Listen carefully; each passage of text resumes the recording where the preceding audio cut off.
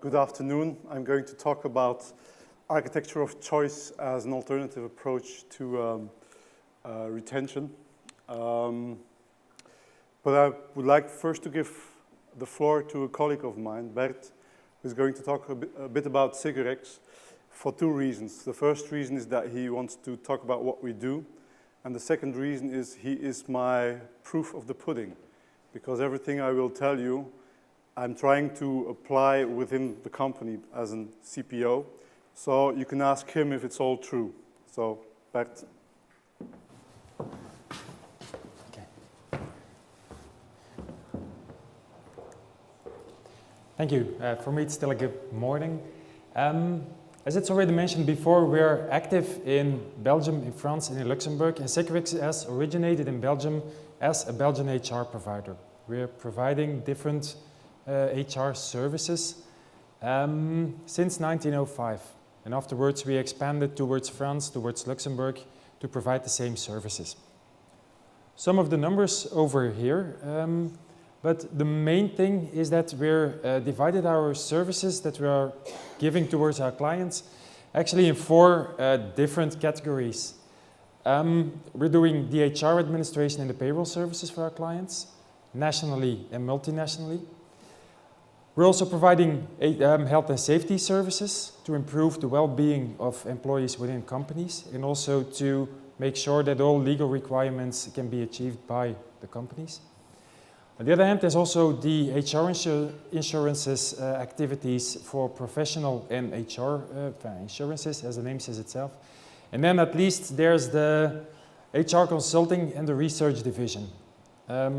Giving information and insight about every aspect related to HR. As mentioned before, we've got, and there it's on the contrary, we're not part of the Payroll Service Alliance. In fact, we are kind of competitors.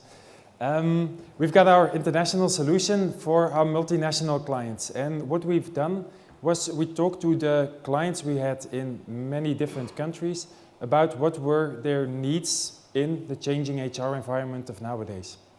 And there we derived four major points on which they had difficulties or where they wanted solutions. And that they were struggling with the globalization of all information from all different countries and all different sites where they're present. On the other hand, there's also, they want excellent knowledge even though it's major differences between all different countries because of legislation. On the third, there's also, they wanted a clear overview, something that's lacking, different contracts, different policies, different SLA for different countries. And in the end, they didn't know exactly anymore who to contact for which questions, etc. And then at last, they also wanted a customized solution. Belgium, as you might know, the same as Luxembourg and partially also France, is a PME market with major, small companies, mid-sized companies who are not also having the budgets to implement major, huge solutions as other players in the market are offering. So there we created some solutions where we decided to work together with local payroll providers because they got the knowledge and the legal expertise about all their local markets. Also the local systems making it possible to insert all data into the correct way. And afterwards all this information is sent towards one major platform for doing all other HR topics. For example, the follow-up of evaluations, of training, of reporting, KPI reporting, everything can be done in one global way for the entire company. For the knowledge, as mentioned before, we've chosen to deal with all local matters locally and with all other aspects that can be done on the global level for the entire company, just to make sure that they get the overview they want. And they can also have a customized solution by offering different modules in the software, different services according to the needs of our clients. We got no, and that's also one of the things David is going to mention afterwards, we got no one-size-fits-all solution. It's always going to have a communication with the client. What are you really expecting from us? What are you wanting to go in which direction? And afterwards we can compose the perfect solution for every client itself. Yeah. So we've got many different advantages, which we also checked with our clients and other of the prospects internationally active. But one of the major things was we wanted to improve the way they are working and to make sure that they can gain time by getting all information in the correct way. They can derive their own reporting, they can get all the insight and information they want at a really swift time. Also accessible anywhere, anytime, because it's a SaaS solution. The offering of Securex, and because we're a service provider ourselves, active in the domain of HR, for us it's really important that we are also guided and coached in the correct way. And therefore we got David, who is our CPO. Please. Thank you. The big thing that I have is that we have 1,600 employees and they know something about HR. So they're very critical when I'm trying as a CPO to change the HR policies and vision and strategy. Then they look at me and say, okay, how are you going to do that? What's our benefits? And we have sometimes people that recalculate their own salaries because we have a big payroll. So that's really challenging as an HR to work for 1,600 HR people. But the good thing is that I have the possibility to experiment. We have 1,600 experts and I can try out many things. And sometimes we are the laboratory for things that we want to offer to our customers. So my first question to you is, who likes their job? Is there anyone in the room who comes every day to work and does at least one thing he or she likes? Most hands went up, so maybe I should have reversed the question. There's about, if you look at research about that, there's about 20–25% of people in that situation. So HR people are very fortunate, apparently, that they have this, but it's a very low figure. And the second question is what you do today, is that a basis for your future success? Does what you do today help you to have a career, a prosperous career, to your retirement age or beyond that? Yeah? Who has that? Hands were a bit more reluctant and there were less hands because that question is not very often asked, although it's a very important question, given the fact that you will have to work longer in the future. In Belgium that's the case, in other countries in Europe that's the case, and so this is a very important question. So it's not so much about retention, and that's also a turn-off because you come here to listen to something about retention, but it's not so much about retention. It's more about a development approach that you have to take for yourself and that you have to take as a HR professional for your customers, for your internal customer, because the challenge will be working longer and working with more people, more inclusively. So that's our challenge as a society, that's our challenge as a company, because it's the companies that will have to achieve that. And it's a shared responsibility. It's not only the companies or the employers that have to take care of that, it's also, and very importantly, the individual employees themselves.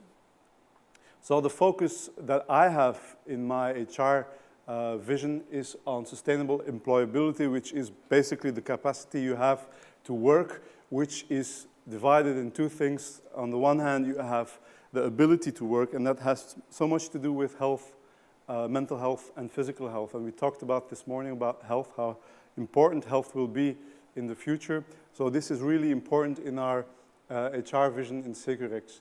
And the other thing is agility. Are you agile enough? Are you resilient? Do you have the necessary talent development, the necessary competencies for the future? And how about your engagement? So these two things are the basis of what we try to achieve with our employees within Securex. And the way that we do that is through personalization. We are trying to adapt the context to the person rather than adapt the person to the context. And we do that according to individual characteristics such as strengths, needs, ambitions. We don't look that much at weaknesses. And what we want to do is increase that sustainable employability, but also increase performance.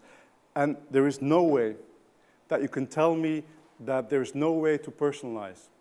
Every company has ways to personalize. Even the very strict and procedural companies have ways to adapt the context to their employees.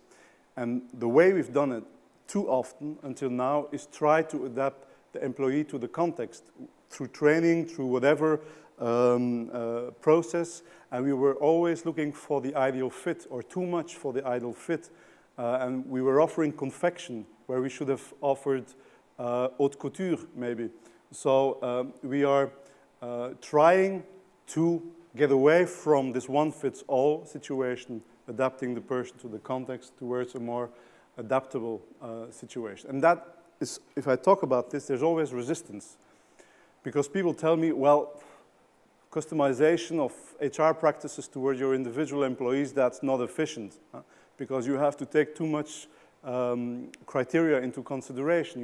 We have 1,600 people. How can we possibly adapt to 1,600 people? That's not efficient. It's not collective. Social bargaining is about collective measures. So if you don't do that, you are against social bargaining and you will have precedents. It's not fair to change things towards your employees. You should treat people the same way. That's fair. That's just. And you will, David, you will stimulate selfishness. Well, for the last part, I say selfishness is already there, so that's not my fault. But I want to focus on the other elements. So in education, people have discovered that treating everyone in the same way, that this is not fair. So if you look at that exam, there's only 2 animals that will succeed the exam. And people say this is fair because you treat them the same way. Well, it's not true. If you have a dyslexic person in the past, that was a stupid person because he could not read or he could not read well. And so we sent him to some professions where stupid people could pass the test. Well, dyslexic people are not stupid. They have a different learning need and they have a different capacity. And today we adapt our education to the skills and the talents of those people. But when they come to work, suddenly we stop that. That's impossible. We have to take into consideration the talents and the strengths of people and adapt to according to their possibilities. So also employers have to do that. And what is the cost of this one size fits all? There's a low job quality. I will come back to that later. 20% of people are dissatisfied. This is a Belgian figure, but I've read also other countries with higher levels. There's a high expulsion of people when they grow older. The aging workforce, we are expulsing them. There's a low participation of aging people. In Belgium, the 50 plus, it's about 35% participation. The rest is on some kind of early retirement scheme. There's exclusivity. We are focusing on people that have the right skills, the right degree, the right experience, the right language, the right tattoos, the right earrings, piercings, and so on. So we are looking at people from a very normative way or point of view. And there's issues with mental health. 1 out of 2 people in Belgium say that the mental workload is too high, and that they cannot cope. So the intensity of work is increasing. That was the point that my colleague this morning mentioned as well. So mental health. Personalization is not easy. It's not easy at all, but it's fair because you take into consideration differences, and I think it would not be fair to treat different people in the same way. So we try to take differences into consideration, and it's inclusive because we are looking at all people with all capacities. So if you do this, you solve a lot of problems, also gender equality and so on, you can solve. And for me, it's the only choice and the only way forward. And what's the benefit of it? There's a lot of research on this. Benefits are very high. There's a higher employee engagement. There's a higher performance because of that. There's a higher retention. People stay because they feel that their context is adapted to what they need. So they feel at home at work. There's a better work and private life integration, which is also very important for many people. You can recruit specific profiles more easily. there's a company in Belgium that recruits people who have autistic people, because they are excellent in software testing. So they specialize in software testing, and so they have created an environment which really focuses on people with certain skills and apparently with certain deficiencies, but they are able to integrate those people into the labor market.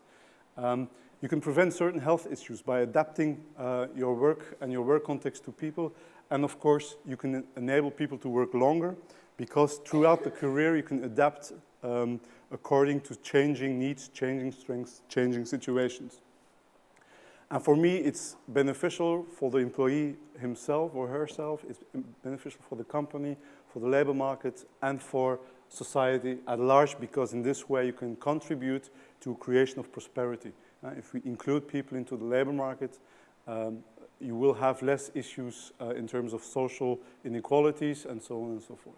So this is important. So with this, we place also our HR strategy into a societal dimension.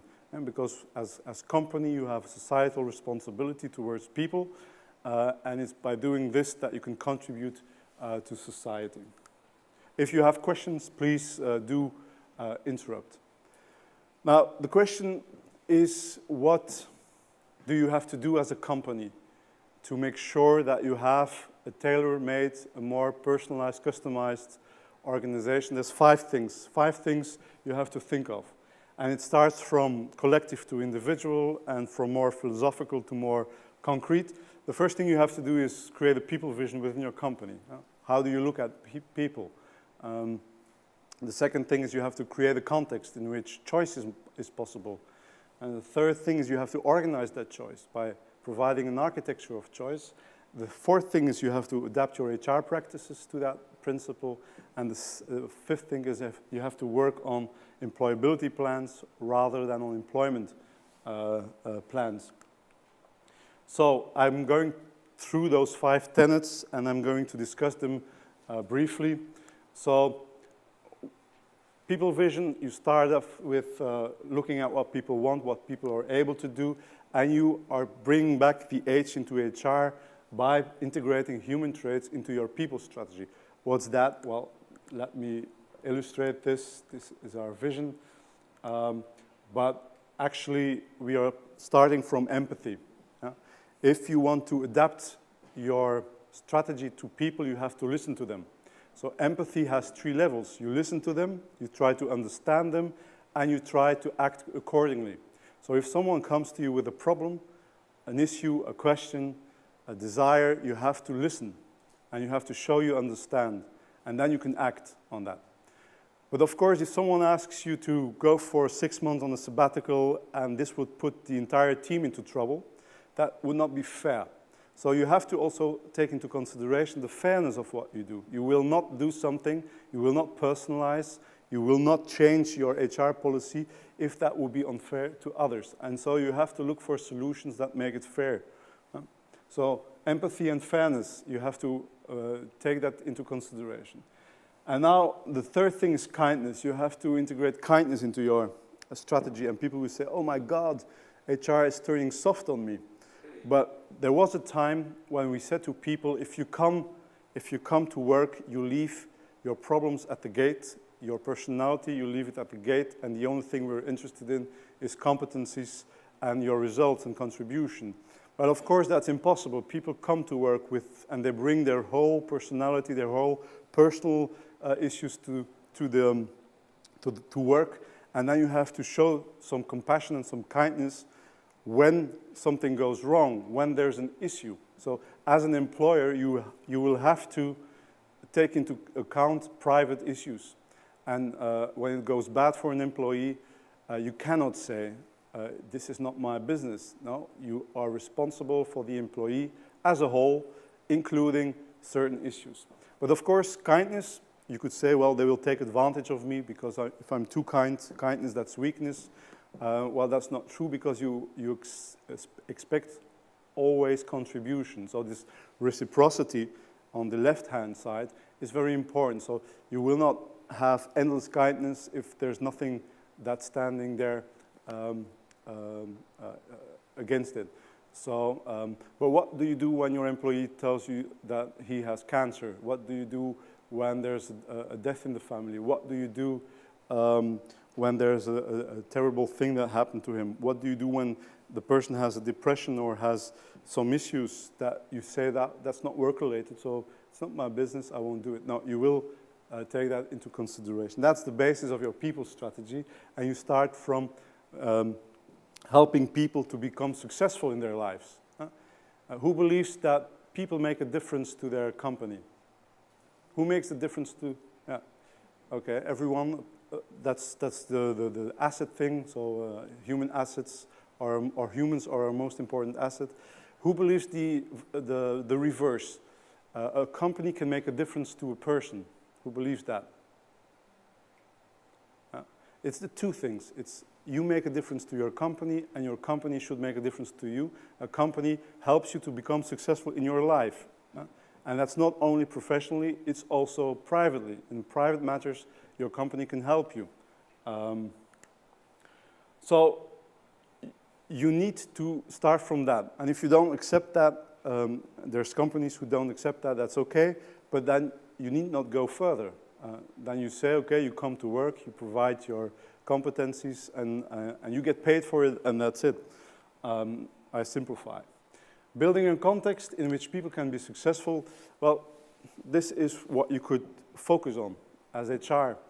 On the right-hand side, you see the value that you create with the company. There's personal value, like my employability, my status. I have an income because I work for a company. I have self-esteem. So there's a lot of personal value coming out of being employed. There's a customer value, of course. There's the company value, the economic value, and there's the societal value. But by focusing on the agility and the ability of people, you provide possibilities for those people to provide or to create that value for themselves, for the company, for the customer, and so on. And for that, you need to create a context, culture, processes, organization, environment, and it all starts with leadership. I enjoyed very much this morning the presentation on inclusive leadership. It starts with leadership. So my job is mainly working on leadership as an HR director. So I work a lot with my CEO on how to develop leadership, because from that the rest comes. And we are working on two things: finding the right basis between letting things go and holding on to certain things. In the past, in many companies, leadership was about controlling. And it was about making sure that people did the right things in the right way. And the leader or the manager felt responsible for that. We are trying to move away from that model.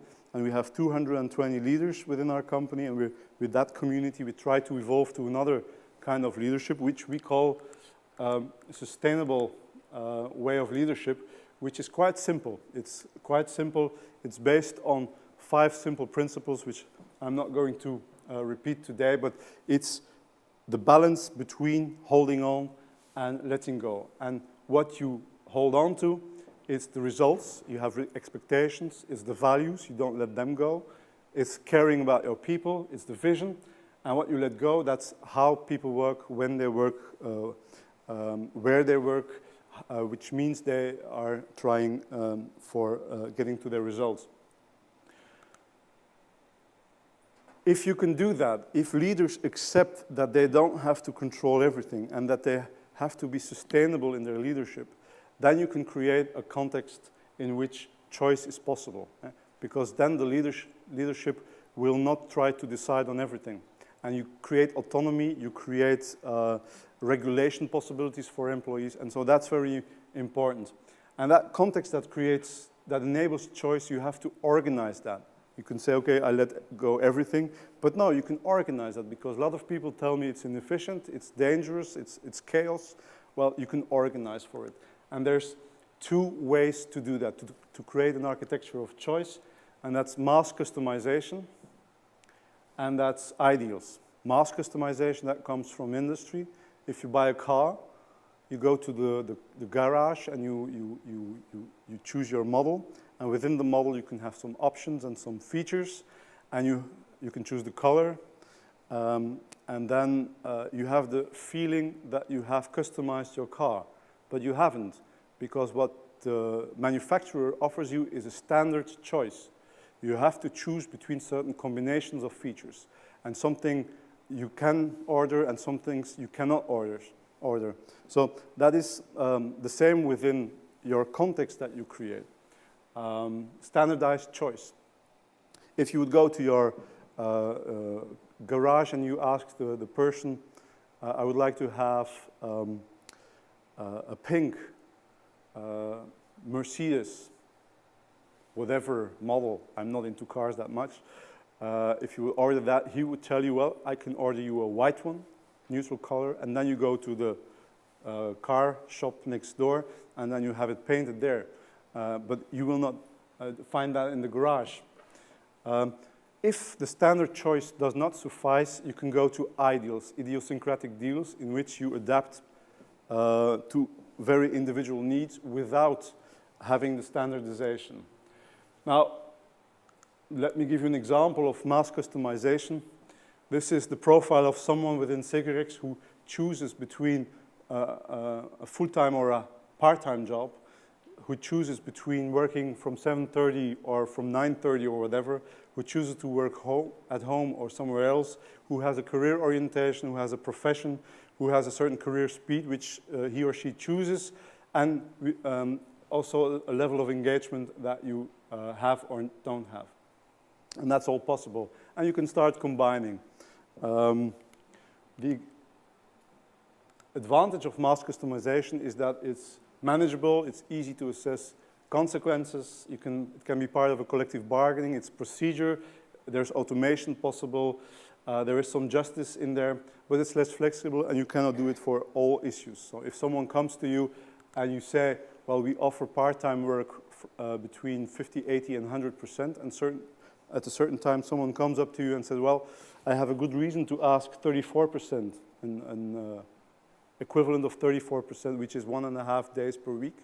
What do you do as a company? Do you say, well, no, that's not efficient? Of course, that's your reaction. It's not efficient to have only 34% of working time available for us.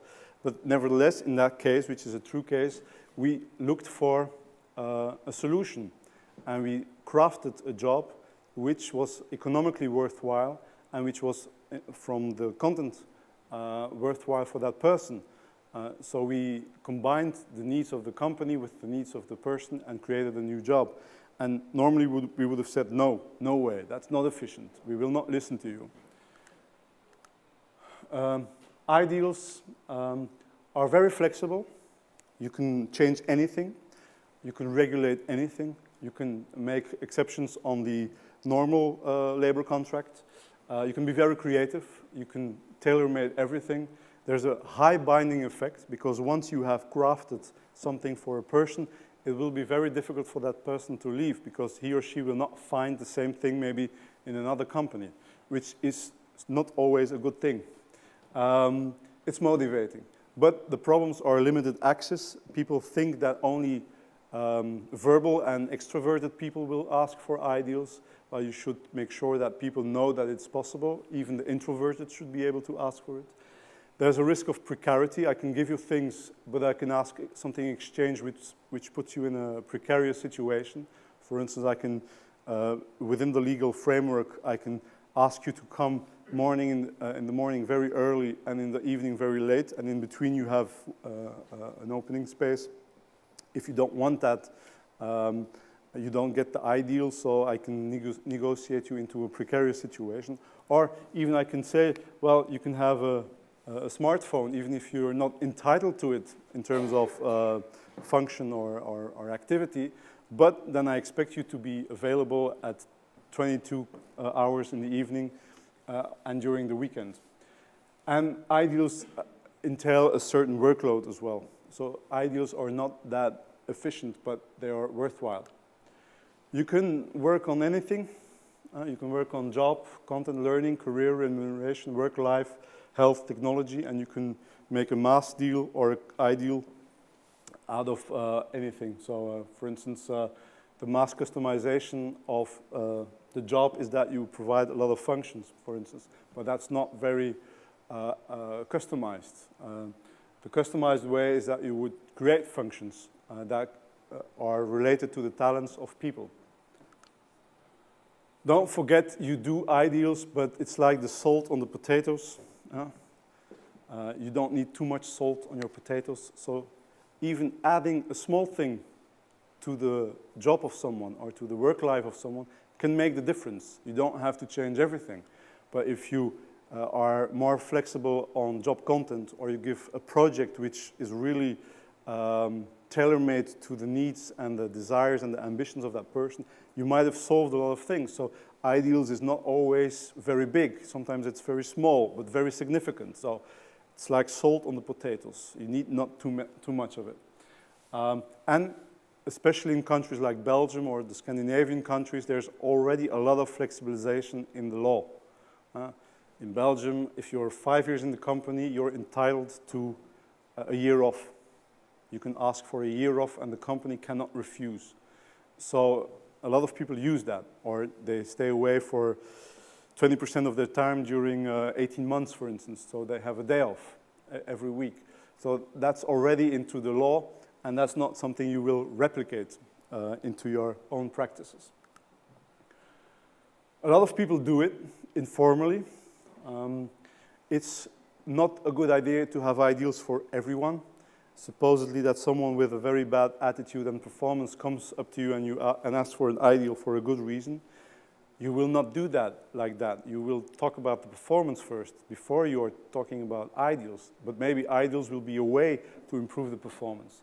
You have to avoid shady deals. If you do an ideal, you have to make sure that people know it. We had a guy, and he could be the trainer of a soccer club in the first league in Belgium, but he had to take 6 months off for that. And the manager said, no way, that's not efficient. I will not be able to replace him for 6 months. I will be in trouble. And then HR came and said, okay, we'll do it. We'll have to do it. Because who are we to take that dream away from that person? So we made an ideal with the guy with a lot of principles written into the contract, because we made a contract out of it. And that guy, today, 3 years after his experience as a trainer for that soccer club, is still engaged and is still positive. And every time he talks about his employer, like we are the most, we're like Gandhi to him, because we let his dream come true. And that's for him important. So we looked for solutions, and we talked about that. Everyone knew that he got 6 months, which became 9 months, to go to the trainer function. And so you also have to talk to your unions on that, because unions don't like ideals. Why not? Because their focus is on collective and solidarity. And we are negotiating immediately with individual employees, and we are making exceptions. They don't like that too much, so we have to talk about that.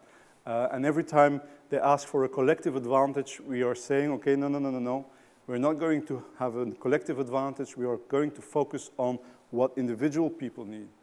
So we have not many collective bargaining agreements, and only when we think it's more efficient to have one, we do that. But for the rest, we let a lot of individual customization take place. But this is a great thing, because this makes HR evolve.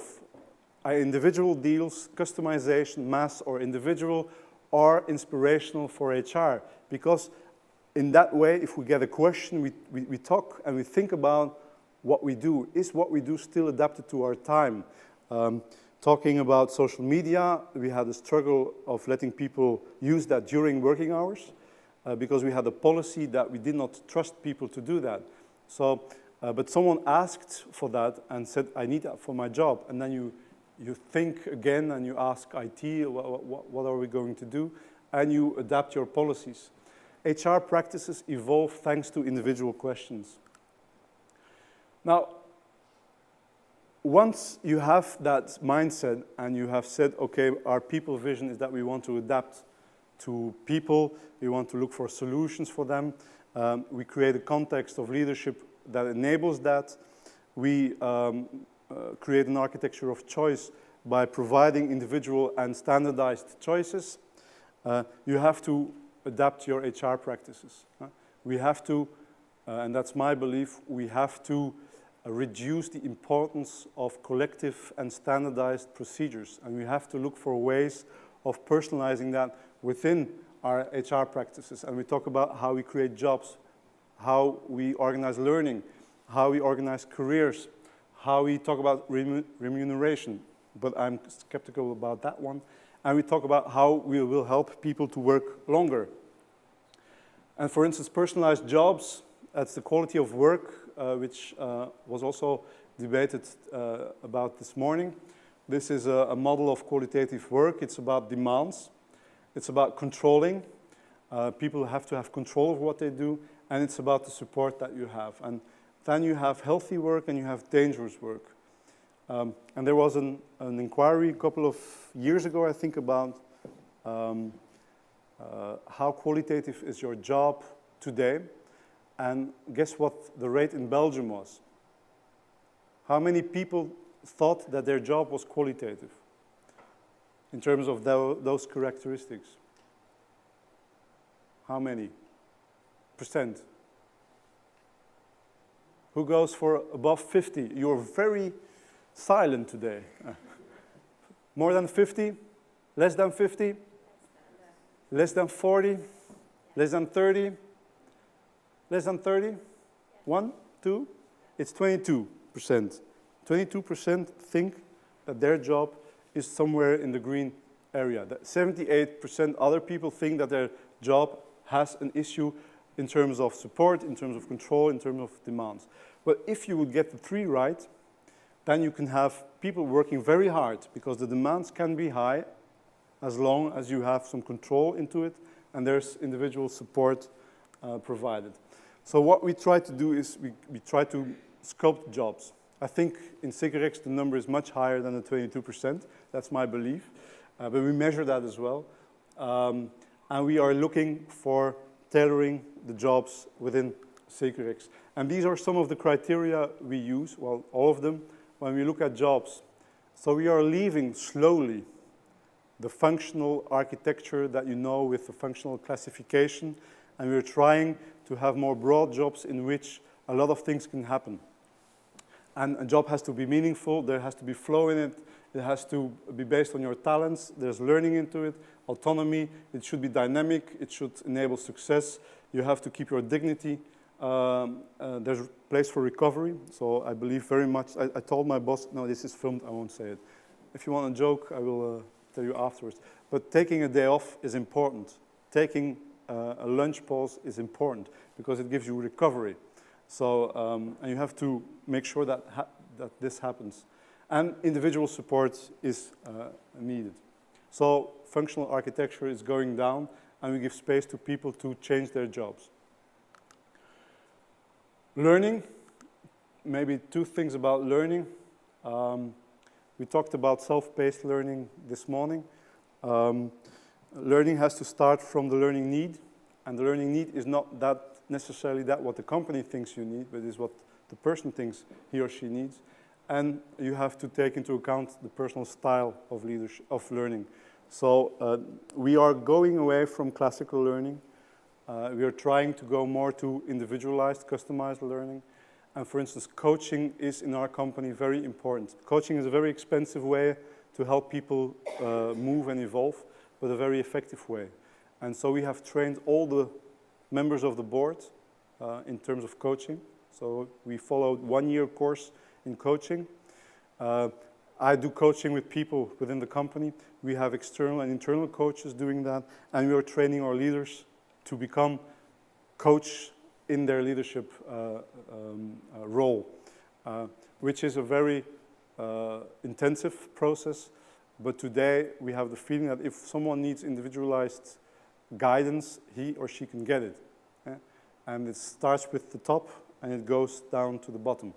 And we are coaching a lot of people during the year individually. So that's important for us.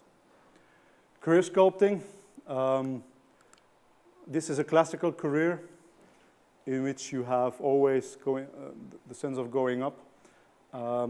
And you establish, and at a certain time you detach, and then you retired. A we believe that this is no longer the career model of the future, and so we are working on much more flexible careers in which you also have, is that an English word, demotions? You have promotions, you have demotions, you have lateral, you have whatever. And you will have much more mobility and you will have much more individual choices. So a career is more and more a sequence of experiences across companies, across industries, across levels of responsibility, across content areas, and also across employment contracts. And as a company, we should realize that we are just a phase in a person's life. He or she will come to us for maybe 2 years, 5 years, 10 years, but not more for 40 years. Today in Cicatrix, there are people who retire after 46 years of service. These are the last of the Mohicans. So that won't last so long. So if we talk about retention, and we see this, we have to make sure that people can stay according to their needs. And for instance, this is an interesting chart. It used to be the case that we did some training, education, then we worked, and then we retired. And retirement was seen as a reward because you've worked hard and then you can retire. In the future, we will have to combine the three in the same way. And so you have to educate continuously, work continuously, and probably much longer. But you have to pay attention to your leisure, to your family, to your health, to your community life, and so on. And you should not postpone. It's like my grandfather who bought books, and he stocked books in his library, which he would read when he was retired. The guy died at 56. He never read his books. So I got them. Yeah. So rewarding, I will be very brief about rewarding. I don't like too much customization of rewarding because people compare too much and people think they're better and deserve more money, and because it's not always fair or the perception of fairness is absent. And the question is, would you do retention with money? I don't think so. So I do not do ideals on remuneration. That's asking for trouble. You can do mass customization via cafeteria plans. We've done that. You can choose between certain elements, and we have systems for that, but you should not underestimate the administration. And so we focus more on performance-related rewarding, which is also individualized, and maybe we should focus more on appreciation and recognition. If we don't do that, I mean, it's not the money that will keep people. If they're appreciated for what they do, then they might stay longer because there's this need to be appreciated. And so that's sometimes difficult because in our culture, appreciation does not come very naturally. If it goes well, it's normal. If it doesn't go well, you have to say something about it. So it's very difficult for our leaders to give compliments and appreciate. And we cannot say, this week, on average, you have to give 1.9 compliments. That's not possible, so it has to be authentic. And then the fifth element of our HR practices is focusing on working longer. There's 3 ways you can deal with the aging workforce. You can expose, which I've done too in my past. You can spare them and say, okay, for you, you're aging, so you cannot cope. So we'll give you a lighter job or a lesser job or whatever. Or you can try to have some development throughout the career to the age of retirement and maybe beyond that. And that's what we try to do, which people don't like necessarily. Say they prefer the sparing part, spare me. But we say we won't spare you. We expect that you will contribute until you're 65, and we'll expect to do that in a healthy way, not making you miserable. And that's why I always plead for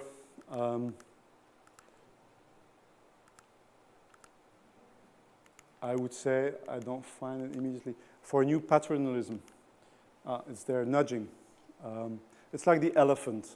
The elephant walks next to the river, which is a wild river, and the baby elephant comes too close to the river, so you nudge, or the elephant nudges with the trunk the elephant away. It's like you do with your children.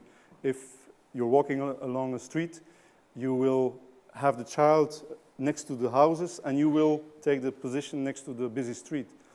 Well, sometimes we have to do that as employer as well. So if someone is 10 years in the same job, 10 years doing the same thing, you might talk to your employee and tell him, maybe it's time to change. Maybe it's time to do something else. Maybe your technology or your job will become obsolete one day. So maybe you should prepare yourself for doing something else. And then the employee goes, I'm happy, I'm fine, I don't want to change. For me, it's predictable, it's easy, and if I change, it will cost me a lot of energy. And sometimes you have to push someone a little bit towards changing. And I think that a company needs to do that in the interest and the benefit, to the benefit of the persons. And it sounds a bit dodgy. It's like patronizing someone. Well, I think we need to do that. We need to work on that. Okay, and then the last thing is that we talked about people vision, we talked about leadership, we talked about the architecture of choice and adapting the HR practices. And the last thing is that you have to work on individual employability plans. People should talk about their own ability and their own agility and should work on that. And we should not talk too much anymore about learning plans, but learning plans or PDPs could be part of that. But people should take responsibility and companies should help them with that and work on an individual sustainable employability plan. And there's a lot of things in that, but people should be aware that the choice is theirs to do that or not to do that. And companies can help. Sustainability, that's also assiduousness. It's a very difficult word for me. But people should be aware that they can work on that. And that's very important, and that's what we want to do. So Securex has some results on that. In terms of individualization and mass customization, we have started homework, and 25% works in structural homework. And 42% does that occasionally as needed. But 25% does that every week, 1 or 2 days of homework. 30% works part-time. That's a very high number in Belgium. 8% internal mobility, which was a low figure in 2012. Normally we are at about 10%. 5% in 2012 had ideals. So that's about 75 people who had an individualized solution, very tailor-made. We see that the entry date, or the age at entry date, is increasing.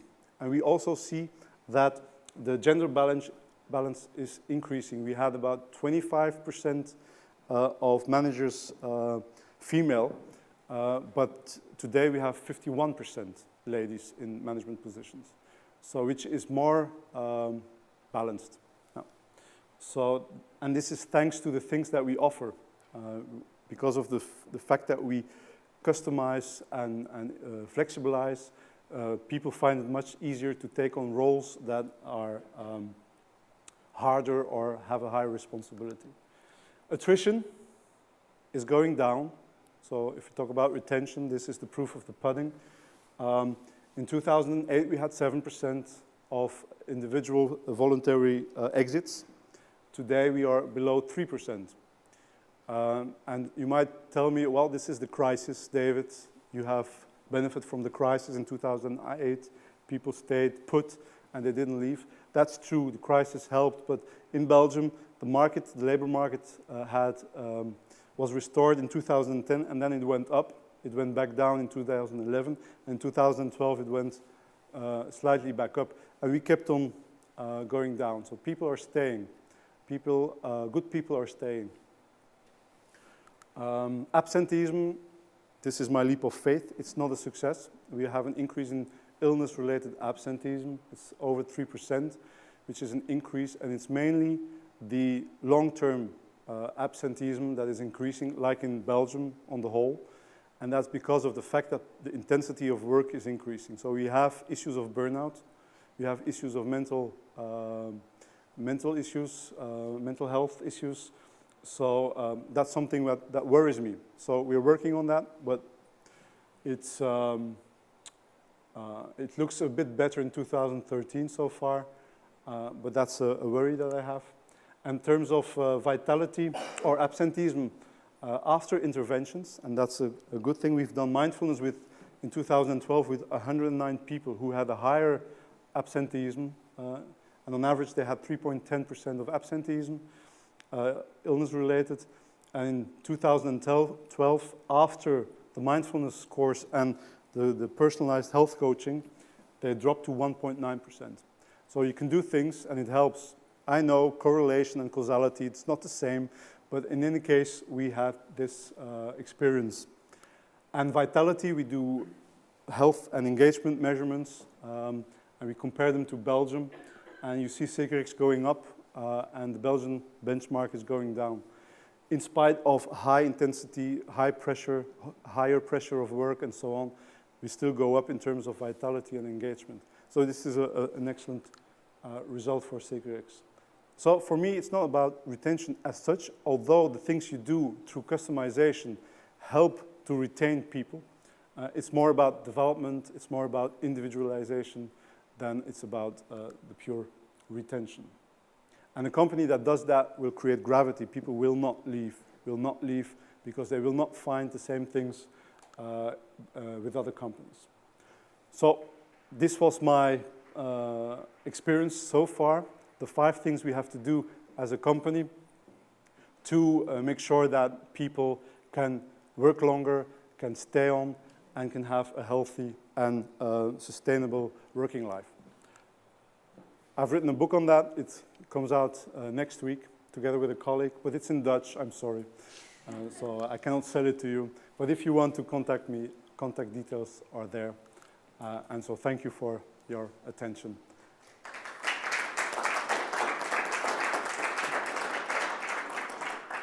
You must have questions.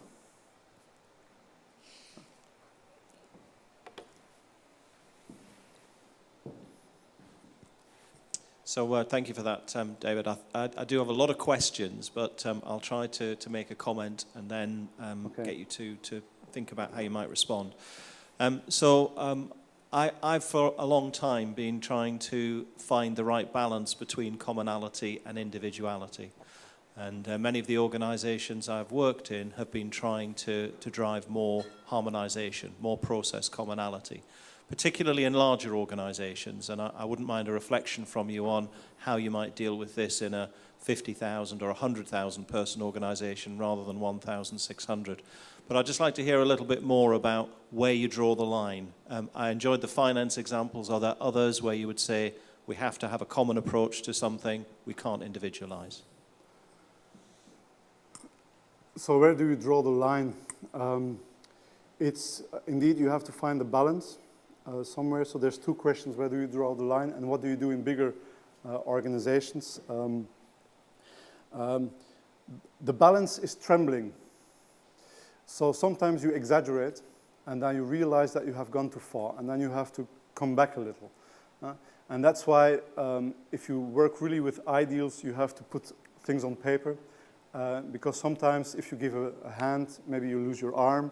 And so you have to make sure that the checks are made so that you can go back on certain deals you make. So if you make an ideal, you have to make sure that both can get out of it as well. So an ideal is never forever. You cannot do that forever. So you have to make sure that you have some bailouts there. But the balance is trembling. You cannot say that this is really the line that you have. So the leadership has to define that. What do we expect? If people work in the nuclear plants, you will not say, oh, we have procedures, but in your case, we will not adhere to them. You have to be very specific and very concrete about what you expect, and that's a leadership issue. We noticed that in terms of homework and so on, that some leaders are doubting, can I ask someone who's working at home to come to office because there's an important meeting? Of course you can. Can I call someone who is working home? Of course you can.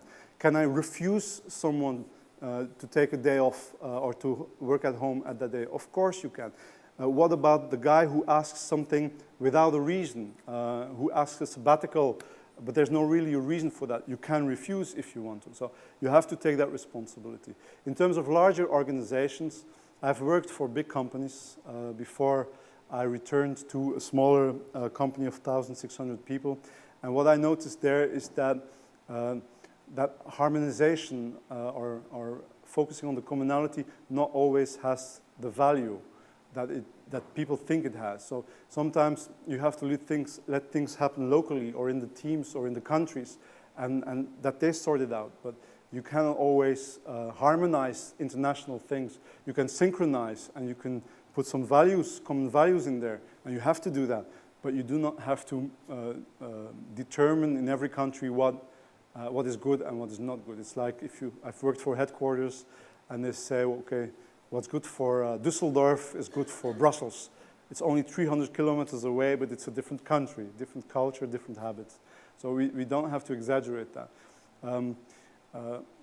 We are deconstructing, in our small company, we are deconstructing certain HR topics. When I came in 2007, we had fantastic systems in HR, but they just didn't do what they needed to do.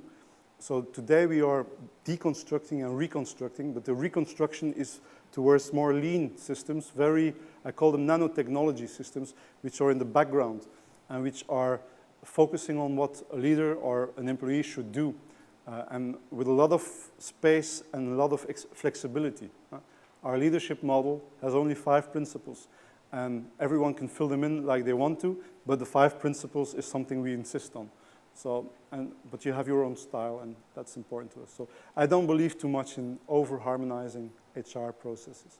Does that answer the question? I think there's a cost aspect which you haven't perhaps touched on, and whilst I can see that you might get some payoff in terms of benefits, your retention improved and so on, I think there might be an initial cost to some of this which would be difficult to stomach in some organisations, particularly in the current economic climate. Yeah. We've made cost calculations, for instance, on our homework, which you need an investment for that in terms of technology. And for us, it's cost beneficiary. There are some locations, small locations, where we do homework as well, because we think everyone should be entitled to it. And in those small locations, it's not cost beneficiary, but if you take the whole program, it's cost beneficiary. And we do that for other elements as well. I'll say one more thing and then I'll shut up and let somebody else have a go. I was thinking more in terms of maintaining individual contracts, maintaining individual deals. You've got to have a lot more interaction with employees in order to do it. That's the sort of thing I was thinking of. But that's true. So empathy, listening requires some time. But then again, I think maybe we have forgotten to do that as HR. Maybe we should put the H back into HR and return back to some craftsmanship in terms of dealing with people, rather than trying to put everything into technology. I'm a fan of technology. I am addicted to a lot of things in terms of social media and so on and so forth. So I love it personally, but I realized that maybe we should keep some craftsmanship into the HR profession, and that's about listening to people and trying to find solutions together with the leadership and the individual employees. But maybe if I go to a big company, they will not accept that so much. HR is more than a call center. Okay, other questions? No questions? It's now or never. The voice has gone. Do you believe this? Put a question to you. Do you believe that this could work? Do we have time? Do you believe that? Is there someone who would say to me, this is totally crap? Who dares? You think so? I worked for an organisation previously which actually had a very good benefits programme for employees. You had your basic sort of statutory benefits, but they then offered a selective kind of menu of benefits that employees at various different levels could opt in and out of. And this was brought about through, HR did a brilliant job within consulting and with the various people in the organisation and put this together. The sad thing from it was that even though the employees said, this is what we want, for example, we would like to have a wider choice of cars, we're not happy with the car choice, there was different car choices. We'd like the option to have more holiday. You could buy more holiday. When the programme was rolled out, my company had it for 3 years. The uptake was incredibly low. And from a business perspective, I certainly opted into things, but I think we were a large organisation, we had over 3,000 employees in the UK, and when you look back, the amount of investment that had gone into that, from a research perspective, and then rolling it out, implementing it, talking to people about what was available, the uptake was so low that after 3 years, it just wasn't sustainable within the business, and only a couple of those options remain within that organisation today.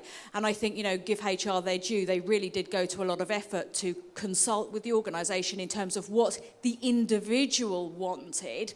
But again, the uptake was low in the reality. So what we do is, because you can create an Airbus 380 and then it's difficult to keep that into the air, we do it step by step. We engineer our offerings step by step, and if we would offer something which has a low uptake, then we kill the system, we drop it, and we do something else. And nothing is forever. We had a huge career management system which was automated as well with tools and so on, and the uptake was low, so we dropped it. It didn't work, and we have now something simple which works. We had benefits. We offer, in terms of one benefit, the choice. We thought this will not be a success, but we try it, and 50% of people have used it already, so we keep that.